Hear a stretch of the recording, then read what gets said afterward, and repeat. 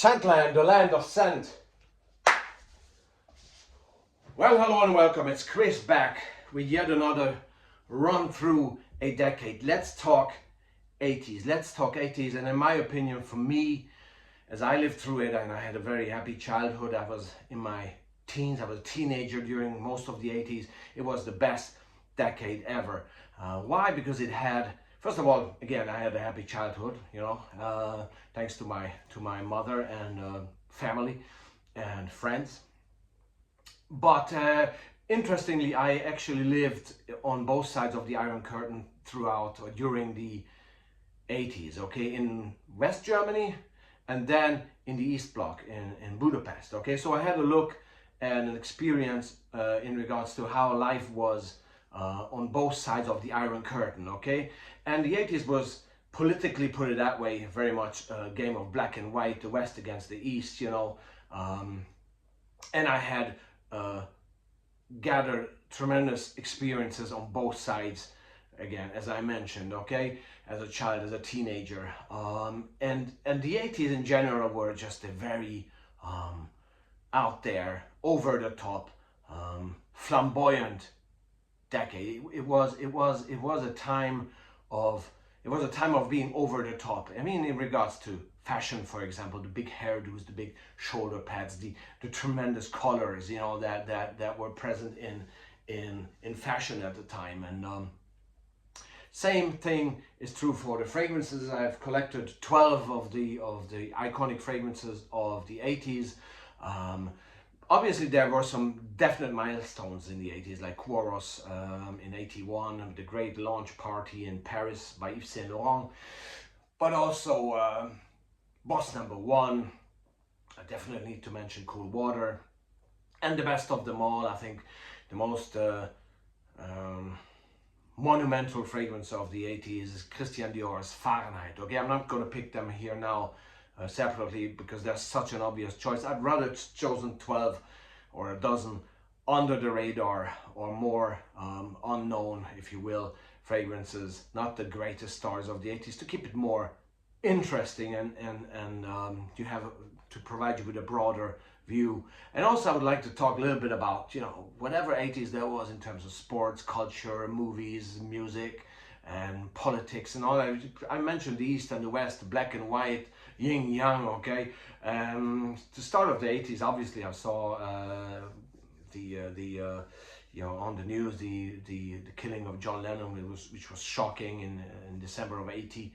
God, that's what, 43 years ago now, man. And then the assassination attempt in Washington on Ronald Reagan, okay. So that was shocking to me as a child to see this, in the news. And then I clearly remember how Reagan and Gorbachev were meeting in Genf, and then the next year in Reykjavik, in order to bring down that wall, okay, which then eventually happened toward the end of the 80s, beginning of the 90s. But these two guys were working on that during the entire second part of the decade. And if we started the decade in regards to the fragrances, 1980 saw Oscar de la Renta pour Lui and Giacomo de Giacomo coming out. De la Renta pour Lui is a soapy floral fragrance. De Giacomo is a more smoky one, rugged one, but both still around, both absolute milestones of the 80s. Not so much talked about, but very much present and very much worth mentioning, as they are indeed a definitely great addition to any collection representing the 1980s, from 1980, actually the year 1980. And so politically, that was very much around. I remember Margaret Thatcher, and I remember the wedding of Charles and Princess Diana and things like that. Very much 80s things in terms of what happened in society, what happened politically. But there was also some great tragedies happening. The explosion of the tragedy of the Challenger in January 1986. I remember that vividly. Actually, I can still recall some names of the crew. Krista McAuliffe, I think, was the teacher who went up to space with the crew as a part of the crew. Judy Resnick, another member of the crew. Ronald McNair, Dick Scobie, a guy called Jarvis, a guy called Onizuka. I still have these names in my brain. It's unbelievable, actually. And then the Chernobyl disaster a few months after, which impacted most of Europe. Everybody was scared to go on the street because of the radiation and all that. So that was some crazy year. But actually, probably my favorite year in the 80s was 1986. But that's a more personal thing, not because of what happened around the world or what happened outside of my little family environment. For the family, for myself, 86 is the favorite year. And let's rock on, because if you look at 84 still, Gianni Versace had his first male fragrance out there, Versace L'Homme, a wonderful fragrance that I always call a golden sunshiny day in Monte Carlo in the 80s, because that's how it smells like, a leathery brilliance here from Gianni Versace, Versace L'Homme from 1984, a true representative of the 80s. And I mentioned fashion, I mean obviously fashion, and Versace, one of the great players, but others there, tremendous fashion designers throughout the 80s. And if I remember, if I talk 80s fashion, I can see clearly Don Johnson, Miami Vice, in front of me, right, with his white suit and the whole thing, the hair, everything. And I can hear Phil Collins says, "I can feel it coming in the air tonight, oh Lord," and they're driving. Full 80s in your face, right? That absolutely. And then we can talk about movies. You want me to talk about movies, okay? Or music, actually, if Collins was coming up. And well, if we start with music, like the 80s, yeah, I mean, Neue Deutsche Welle was coming in Germany, where I lived, with acts like, for example, Falco in 1982. I remember clearly, as I was 10 years old, Falco in the TV there being interviewed, and he was so much ahead of his time. People didn't understand what he's doing. A white guy doing rap in German, partially German and English. What? And then he later climbed on the first stop of the US Billboard charts in 85 or 6, I think it was. But great music acts all over the world. I mean, there was a great album by Van Halen in 81. Help me with the title, please. Help me with the title. There was some great music coming, new music, pop music. Pop was, or music in general, popular music was getting less experimental and more commercialized, okay? But still quality. Less progressive, more commercialized, but still quality. Acts like, for example, Wham! Wham! I am a man. Stuff like this, okay? Or Boy George, do you really want to hurt me? Wow, that was, I never knew what's going on with this guy. I was 12 years old, okay? Or words, bam, bam, bam, don't come easy to me. Strange. It's not my type of music, but it was pop, pure pop. Or Alphaville, Forever Young, or David Bowie, Let's Dance, or Michael Jackson with Thriller, or Bruce Springsteen, Born in the USA, or Madonna had some great records out there. Billy Joel, Paul McCartney, Genesis. She seems to have that invisible touch. There was some Europe. Remember that? It's an anthem of the 80s, a true anthem of the 80s. Final Countdown, right? So Live Aid. I mean, Live Aid was the absolute pinnacle of the 80s in terms of pop and rock music, and all those genuine characters up on stage. Freddie Mercury, David Bowie, U2, Status Quo. You had all these people up there, Michael Jackson, all these people up on, I'm not sure if Jackson was actually on stage, I don't fully remember the whole show, it was a long time ago, okay? But probably he was. Do They Know It's Christmas Time? Michael Jackson was there for sure. I remember him. With all the others, Cyndi Lauper, okay? It's crazy. People just keep popping up in my memory as I go along, rambling, okay? And so let's take a look at a few fragrances, 1985, talking about 1985, okay? Sergio Sotano, a wonderful piney green Italian masterpiece, still around today. Sergio Soldano Black, if you want, it's called now Black today. An absolute brilliance from 1985, but also Duc de Vervins, a classy fougère from Aubigon. Duc de Vervins, an absolute brilliant, classy structure of a fougère fragrance, still released in 1985, okay? And talking about 1985, I remember when Paul Castellano was whacked in front of Sparks Steakhouse in December 1985 in New York. Okay, that was a mob hit, internal mob hit at the time. And talking about the New York mob there for a second, because that's one of my weird passions, that I have interests in history of New York City, right? And so. So that was happening in society, as far as I'm concerned, my very limited view on society as a teenager, okay? And in the world in terms of politics and music, I was absolutely, as you can see, I was absolutely open for music. I remember Milli Vanilli, girl, you know it's true. And then they took a Grammy and they had to give it back because it turned out that they were lip singing. That was a big scandal, I remember that one. Yeah, it's crazy. Let's go on. Let's go and see some fragrances, right? 1986, I think it was, but Karl Lagerfeld brought out KL Homme. What a tremendously nice fragrance this one. A fresh, spicy with great character, leather in here as well. One of Lagerfeld's best, in my opinion. Absolutely stunning. Love this to bits. Unfortunately, discontinued. Less remembered of the Lagerfeld line, but probably one of the best. KL Homme. Okay, but also. If you want to continue, 1986, Bel Ami Hermès, one of the nicest leather fragrances ever made, in my opinion. Absolutely stunning. The best Hermès fragrance and the best leather fragrance that I own in my collection for sure. Bel Ami, the beautiful friend by Hermès, okay? That was 1986. 1987, where do you have a character like this? A fragrance bottle and a fragrance itself like this?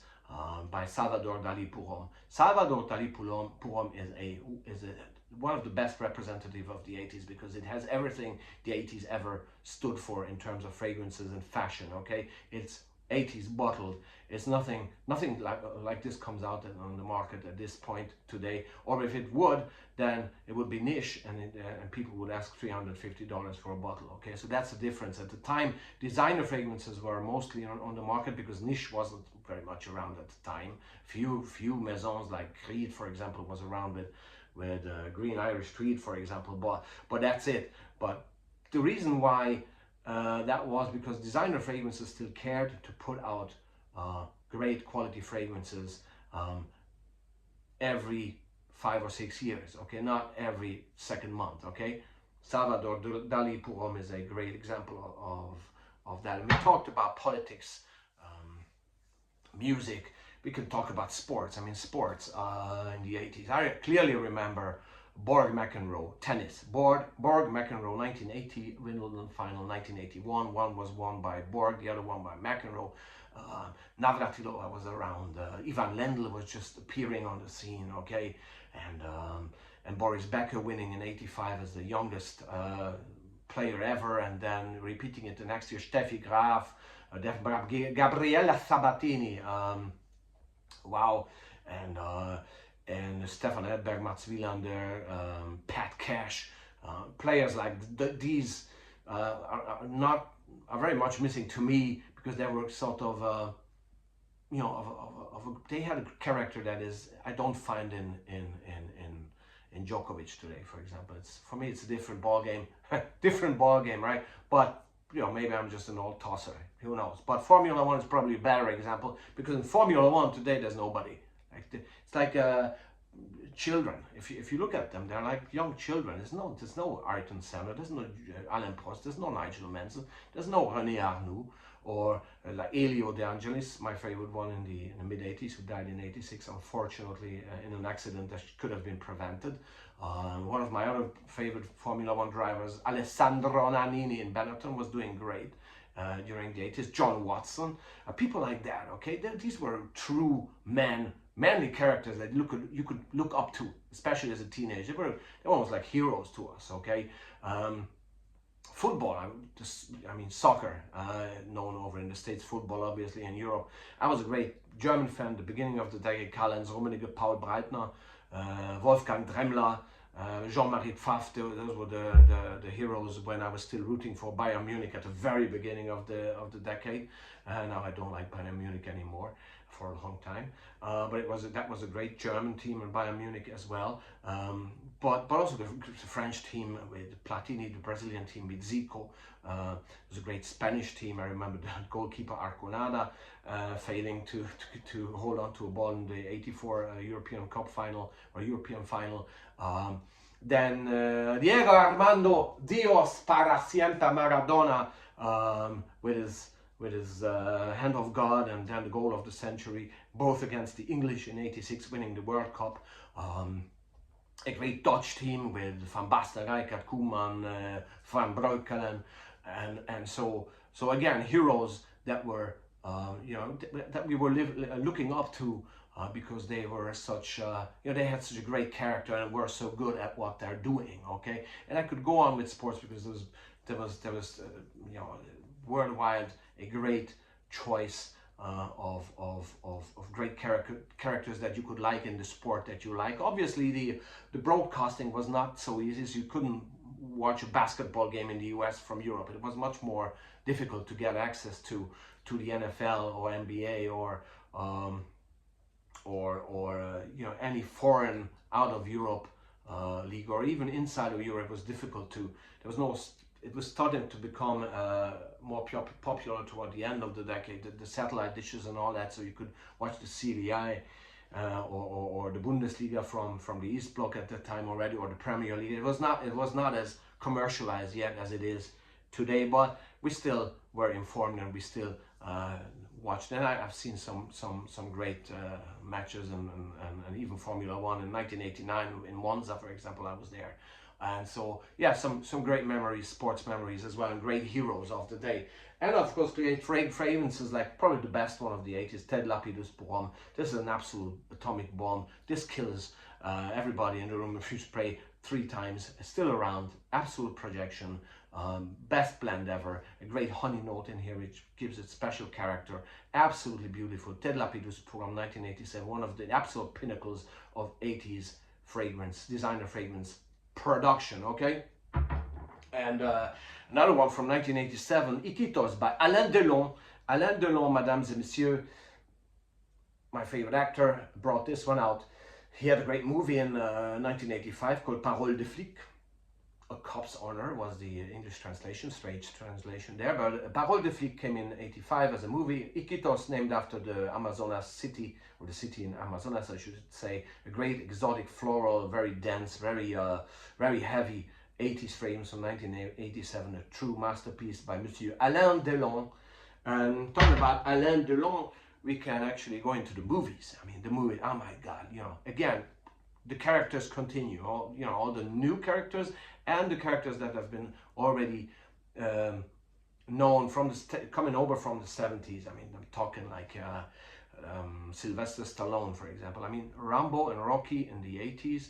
All the muscle movies with Stallone and Schwarzenegger and Dolph Lundgren and Jean-Claude Van Damme and Jackie Chan, and all those fight movies and all those jungle movies like Platoon, for example, or Full Metal Jacket. I think that's also from the 80s. It was all about that. It was pure action, pure entertainment, lots of muscles, lots of power, lots of guns, lots of big explosions, hand grenades being thrown all over the place. And my favorite movie of all time, Cobra, Sylvester Stallone, Cobra. Probably favorite movie of the 80s, because I need to mention Jaws in there, but Jaws is 70s, okay? And there's a few movies with Kinski and all that are my favorite, but one of my favorite movies of all time is definitely Stallone, Cobra. And we talked about music and movies were linked with soundtracks, by soundtracks, okay? And this is my favorite soundtrack here, and I still have the original LP, ladies and gentlemen, of the Stallone Cobra movie. I bought this one in 1987 and I still cherish it to this day. I have it on a pen drive at this stage, and this is just pure and utter 80s to me. And this character is my favorite character of the 80s. Stallone Cobra. I did a Stallone Cobra style review a few years back, and I still cherish the movie and this soundtrack and the songs.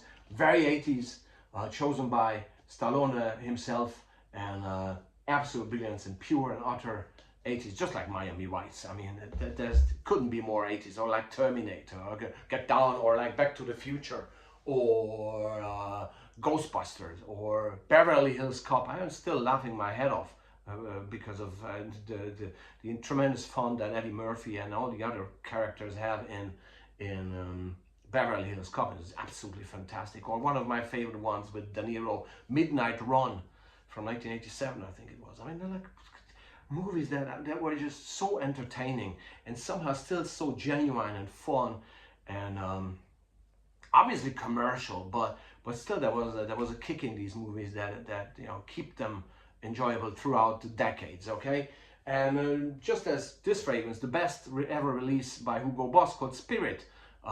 Spirit by Hugo Boss, 1989 was the year, and this is a fragrance, a blend that is already looking ahead and into the future in terms of initiating a new approach to fragrance blending, because it has a very special character. Obviously, at this point, sadly discontinued, but Hugo Boss Spirit is a wonderful fragrance from the late 80s and the best Hugo Boss fragrance ever released, in my opinion. And so if I look back at all of these things that I've mentioned, again, I was lucky to have a great family to support me as a teenager throughout the 80s. So I was able to enjoy the music, to enjoy the movies, to enjoy the things that we did with my friends in the 80s, to have a carefree time growing up as a child, as a teenager in those years.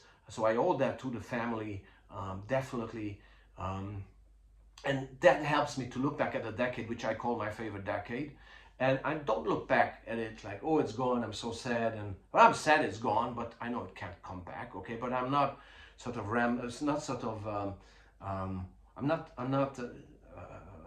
I'm nostalgic, but not in a negative sense. I draw energy from a great decade, from the experiences, from the memories that I have from that great decade. And last but not least, something was around in the 80s that is not that much around anymore, and it's passion, characters, and true and utter genuine characters, and passion. And Passion is a fragrance released by Elizabeth Taylor in 1989 for men and women as well. This is the man's version, a beautiful aromatic lavender fragrance that I really truly love, and it's still around. When I wear it with passion. And passion is probably one of the words that I would choose in order to describe the 80s, because the players in culture, in music, in sports, in even in politics were somehow still more genuine, more character, and they were coming across with more passion than today. And that is mostly what I miss, apart from the fun and the carefree times from the 80s. I wish we would have a little bit more of genuine characters and genuine passion for whatever people are doing. Okay, so that was Chris with the 80s, and let me know what you think about the 80s, your experiences, your memories, the characters, the movies, the music that you like, the sports personalities that you like. Let me know in the comments, and yeah, let's talk 80s. Thanks very much. That was Chris, and see you soon for yet another fragrance review, and probably another look, or a new look at the 90s. Probably that's the next episode that's going to come sometime soon. Bye bye. I can feel it coming in the air tonight.